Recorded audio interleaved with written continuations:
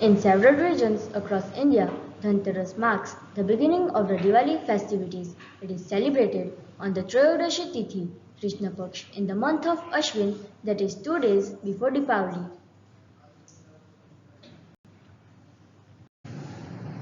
છમછમ પગલે લક્ષ્મી આવે, દ્વાર ખુલ્લા રાખજો, દિવાળીનો પહેલો દિવસ છે, ખુશીના દીપ પ્રગટાવજો। लक्ष्मी जी सागर मंथन से प्रकट हुई थी। भगवान विष्णु ने उनसे विवाह किया और उन्हें सृष्टि की धन और ऐश्वर्य की देवी बनाया गया। लक्ष्मी जी ने धन बांटने के लिए कुबेर को अपने साथ रखा। कुबेर बड़े कंजूस थे, वे धन बांटते ही नहीं थे, वे खुद ही धन के भंडारी बनकर बैठ गए थे। माता लक्ष्मी खिन्न हो गई, उनकी संतानों को कृपा ही नहीं मिल रही थी। उन्होंने अपनी व्यथा भगवान विष्णु को बताई। भगवान विष्णु ने कहा कि तुम कुबेर के स्थान पर किसी अन्य को धन बांटने का काम सौंप दो। माँ लक्ष्मी बोली, यक्षों के राजा कुबेर मेरे परम भक्त हैं, उन्हें बुरा लगेगा। तब भगवान विष्णु ने उन्हें गणेश जी की विरल बुद्धि का प्रयोग करने की सलाह दी। माँ लक्ष्मी ने गणेश जी को भी कुबेर के साथ बिठा लिया। गणेश जी ठहरे महाबुद्धिमान। वे बोले, माँ मैं जिसका भी नाम बताऊं उस पर आप कृपा कर देना, कोई किंतु परंतु नहीं।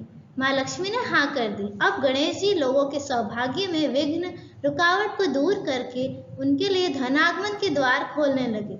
कुबेर भंडार देखते रह गए, गणेश जी कुबेर के भंडार का द्वार खोलने वाले बन गए।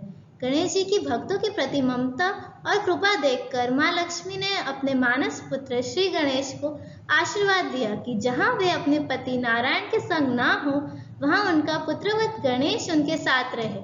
दिवाली आती है कार्तिक अमावस्या को। भगवान विष्णु उस समय योग निद्रा में होते हैं। वे जागते हैं 11 दिन बाद देव उठनी एकादशी को। माँ लक्ष्मी को पृथ्वी भ्रमण करने आना होता है शरद पूर्णिमा से दिवाली के बीच के 15 दिनों में। इसलिए वे अपने संग ले आती हैं अपने मानस पुत्र गणेश जी को। On this day, Lakshmi, the goddess of wealth, and Lakshmi in the form of currency are worshipped. The latent sentiment is that this purifies our earnings and so that we may use it with vivek. It is said that wealth used for self is termed dhan and that for others Lakshmi, and that for unethical purposes Alakshmi, and that for God Mahalakshmi. Our scriptures have advocated procuring wealth only through the cause of dharma by the sweat of one's brow. According to the law of karma, wealth acquired by any other means will create discord in one's life as well as in society. આપણા પુરાણો અને ગ્રંથો પ્રમાણે નીતિથી કમાયેલું ધન આપણા જીવનમાં સુખ અને સમૃદ્ધિ લાવે છે। અનીતિથી કમાયેલું ધન ક્યારેય સુખ આપતું નથી। સ્વના ઉપયોગમાં લેવાય એને ધન કહેવાય છે। આ ધનનો ઉપયોગ જ્યારે બીજા માટે થાય ત્યારે તે લક્ષ્મી કહેવાય છે। એ જ ધન જ્યારે અનીતિ માટે વપરાય ત્યારે અલક્ષ્મી તરીકે ઓળખાય છે અને જ્યારે ભગવાનના કાર્યમાં વપરાય ત્યારે તે ધન મહાલક્ષ્મીનું રૂપ ધારણ કરે છે।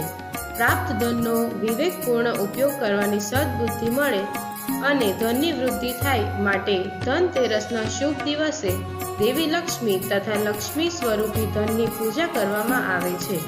ધનતેરસના મંગળકારી દિવસે સોનાની ખરીદીને શુભ માનવામાં આવે છે। આજે ધનતેરસ અને આજનો દિવસ આપ સૌના જીવનમાં ખૂબ જ લાભદાયી નીવડે એવી કસદર પરિવારના દરેક સભ્ય તરફથી આપ સૌને શુભકામનાઓ।